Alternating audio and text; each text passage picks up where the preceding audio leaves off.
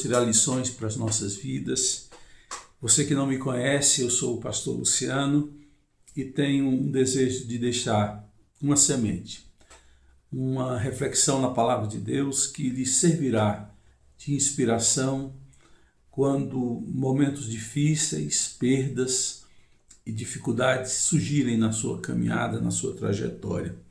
Hoje eu partilho com você uma história muito conhecida que está em Lucas capítulo 18, a partir do versículo 35.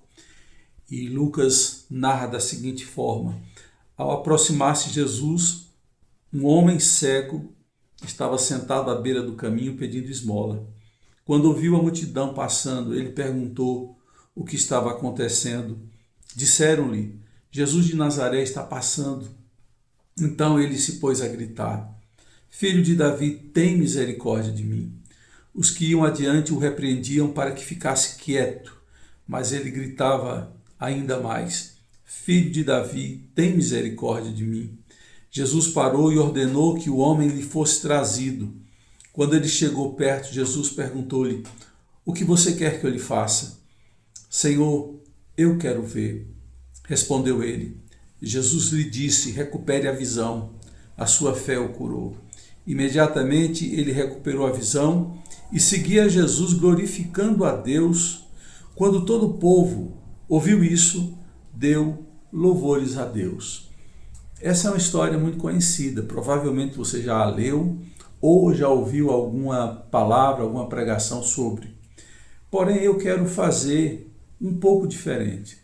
Eu quero contar essa história a partir do cego. Normalmente você já ouviu a história a partir de Jesus. É acerca disto que eu quero com você hoje pensar.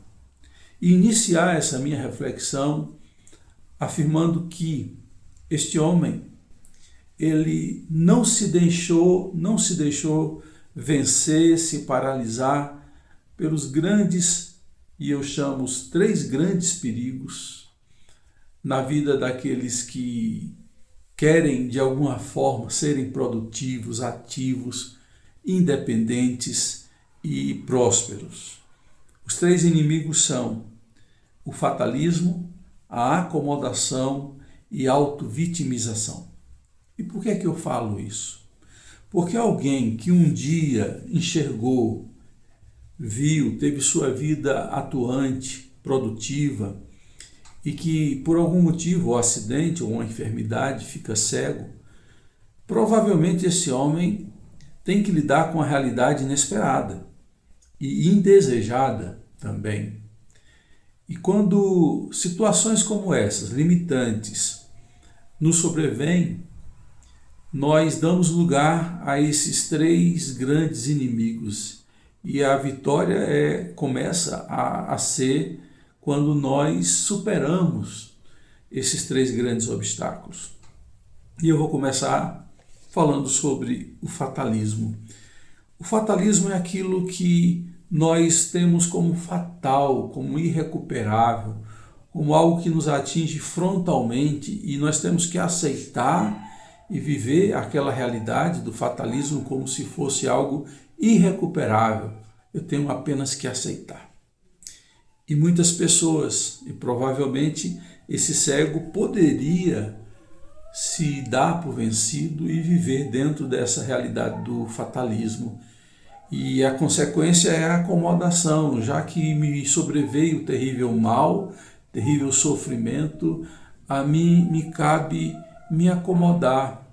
Eu que um dia fui produtivo, agora tenho que me acomodar, depender de esmolas, de migalhas, de outras pessoas que possam me auxiliar. Ou seja, a iniciativa, a proatividade deixa de existir e a acomodação toma conta. E também o terceiro grande perigo que vem sobre pessoas que são atingidas frontalmente por situações inesperadas e trágicas é que nós podemos ser vencidos pela autovitimização. Sim, você passa a ser vítima e cada vez mais você acentua, agrava a condição de vítima porque a dor te faz perceber e maximizar a miséria e a sua desgraça, e você se vê como o pior de todos os homens, a pior de todas as mulheres, e essa auto-vitimização acaba na culpabilização ou em culpar outros, porque a gente sempre quer achar culpados. Eu posso dizer, olhando essa história, que este cego não deixou que esses três grandes inimigos tomassem conta da sua vida, do seu coração, das suas emoções e dos seus sentimentos. Ao contrário, ele sabe que é uma realidade, ele depende agora da ajuda e da misericórdia de homens. Ele está à beira de um caminho, paralisado, sem ver o que acontece e contando com a benevolência dos seus semelhantes. Porém, havia dentro dele, ele nutria no seu mais íntimo um desejo de dar uma guinada, uma mudança total na sua vida. E parecia ser um dia como um dos demais, um dia qualquer, quando ele ouve um alvoroço, um tropé de uma multidão, e ele, sem saber o que está acontecendo, porque obviamente ele não enxergava, ele toma uma iniciativa que para mim eu acho muito interessante. Ele desperta a curiosidade, ele não é tão passivo ao ponto de deixar que uma coisa estranha passe desapercebida. E ele então pergunta, ele segura na mão de um para outro, o que está acontecendo? E alguém diz, Jesus o Nazareno está passando. Jesus o Nazareno está passando no seu caminho, na sua porta. O que é que você vai fazer? Essa foi a interrogação que veio à mente dele, e essa deve ser a interrogação que deve persistir no seu coração hoje. Jesus está passando, o que é que você vai fazer? E provavelmente disseram, ele disse, é o Messias esperado pelos judeus, o filho de Davi. Esse é um termo messiânico, um termo que aponta para a identidade de Jesus como o Messias e como o sucessor ao trono de Davi.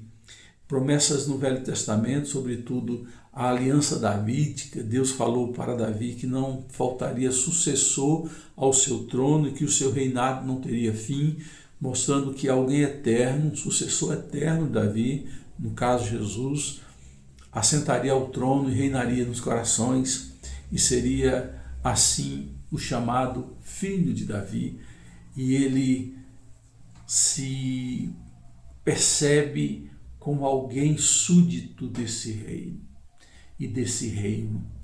Ele se vê como alvo do propósito da vinda do Messias e se candidata a ser súdito, e como súdito não se vê como possuidor de qualquer direito, porque súdito não tem direito, e ele apela ao título e à misericórdia deste rei, desse filho de Davi, e vem com a frase sintética, mas ao mesmo tempo profunda a extremo, quando diz, Jesus, filho de Davi, tem misericórdia de mim. Não há direito, não há performance, não há nenhuma ação meritória da nossa parte. O que a gente precisa e deve receber de Deus é misericórdia, tão somente misericórdia. E é nisso que ele se apega, é nisso que ele faz a sua ancoragem, pedindo a misericórdia de Deus. E ele grita. É impressionante como a curiosidade que levou a conhecer e a saber quem era esse Jesus de Nazaré o faz usar o título e buscar humildemente a misericórdia, mas tem algo que me chama a atenção, ele faz isso gritando, clamando, lembre-se, ele ainda está cego. Ele sabe que Jesus está por ali, mas a localização geográfica de Jesus ele não tem a menor noção. E cabe a ele, a plenos pulmões, gritar, Jesus, filho de Davi, tem misericórdia de mim, onde o Senhor estiver, eu estou aqui. De alguma forma, era isso, era assim que ele estava falando. No seu coração havia um grito de fé, um grito de desespero, um grito por aceitação. E as pessoas que rodeavam Jesus, aquela grande multidão, diziam para ele: não grite, não faça isso. E aí a gente encontra uma lição que precisamos aprender. Devemos enfrentar resistências, obstáculos e desânimo. As resistências e os obstáculos podem ser colocados pelos homens, querendo impedir que eu continue na minha fé, no meu propósito, na minha investida, na minha empreitada. E tem muitas pessoas que eu conheço, talvez você conhece, que começou bem, mas depois sucumbiu, desistiu. Isso me faz lembrar a parábola que Jesus conta da semente, que fala da semente que caiu à beira da estrada, o solo por ser muito duro, as raízes não conseguem se fixar e nem se aprofundar, e elas morrem, ou seja, têm uma iniciativa, mas morrem nos primeiros obstáculos. Jesus conta da semente que caiu entre os espinhos também. Elas vão além no progresso, além daquelas que caíram à beira do caminho. Elas acham uma terra meio fofa e elas até conseguem se aprofundar nas suas raízes, porém havia espinhos e os espinhos as picam e elas estão ali sofrendo, tentando crescer e concorrer com os espinhos sem sucesso, morrem. É assim, na vida é assim. Não pense que a sua iniciativa vai ser coroada com um caminho amplo, portas abertas. Ao contrário, você vai encontrar dificuldades. Pessoas que vão ridicularizar da sua fé, pessoas que vão colocar obstáculos ao progresso da sua fé, e você pode desistir face a esses obstáculos. Mas esse cego não. Ele não cede às resistências, aos pedidos para que ele calasse a boca, à censura que foi-lhe colocada, e diz o texto que ele gritava ainda mais. Eu gosto disso, ele aumenta o tom. Quando a adversidade vem, ele mostra que a sua fé e a sua oração são mais fortes do que toda e qualquer resistência, todo e qualquer obstáculo. E isso é o que a gente precisa fazer. Tentaram te calar, grite mais forte, aumente o tom, imposte sua voz e continue clamando. Ele grita mais alto, ele não se silencia, ele não se intimida, ele não desanima. E aí tem um outro ponto que eu quero gastar um pouco de tempo. Falar de obstáculos e imposições que se colocam contra nós, isso vem de forma externa. Homens, situações se colocam e trazem essas dificuldades, porém, uma dificuldade que é interna, que é própria, é o desânimo, a incredulidade, o medo. E isso é do meu coração. Eu preciso ter gerência sobre isso e não ser controlado sobre isso. As emoções nós teremos, mas quando a gente regula essas emoções, a gente não se submete ao que elas dizem, mas dizemos às nossas emoções: não é isso que eu vou fazer. E nós nos insurgimos contra isso. É o belo da regulação emocional. É dizer assim: emoções, você não está com razão. Você não está com fé. E eu vou romper com isso. O desânimo não o detém. A sua boca não se cala. E a sua fé grita. E ao gritar, ele chama a atenção de Jesus. Quando ele aumenta o seu grito, Jesus diz: essa pessoa precisa ser atendida, porque há fé no seu grito, há dependência no seu grito. E Jesus para tudo e manda chamar aquele homem. E quem o censurou começa a parabenizá-lo. É assim a contradição humana. É isso que você encontra no dia a dia. Pessoas que recriminam e ao mesmo tempo, depois, quando você vence, vem aplaudir. E ele é levado a Jesus. E quando ele chega a Jesus, Jesus faz uma pergunta, parece até sem lógica, sem um nexo causal, porque Jesus pergunta a um cego: o que é que você quer que eu lhe faça? E Jesus, ao fazer essa pergunta, por mais que pareça ser inocente, essa pergunta, ela é uma pergunta fundamental, porque ela incita o coração de quem ora a saber o que quer, a ter uma ordem de prioridades, para dar importância ao que de fato é importante e não dar importância a coisas secundárias, terciárias e aí por diante. A maior necessidade desse homem era de voltar a ter uma vida ativa, de levar sustento para casa, a ter utilidade social, a ver as cores da vida, do arco-íris, do sol, do dia, do céu, das árvores, ver o rosto dos seus familiares, dos seus filhos e, quiçá, dos seus netos. E ele diz: Senhor, que eu torne a ver. Um dia eu tive isso e eu quero voltar a ver. E quando Jesus faz essa pergunta, Jesus queria que ele falasse o que ele de fato necessitava e não que Jesus adivinhasse, fizesse o trabalho por ele. E Jesus quer que a gente seja bem específico, que a gente tenha causas, e essas causas têm nome, têm endereço, têm razão de ser. E quando ele faz isso, o homem desperta mais a sua fé e a plenos pulmões diz: Senhor, que eu torne a ver. Jesus quer que ele saiba pedir o que quer. E quando ele responde, ele mostra para Jesus que sabe o que quer.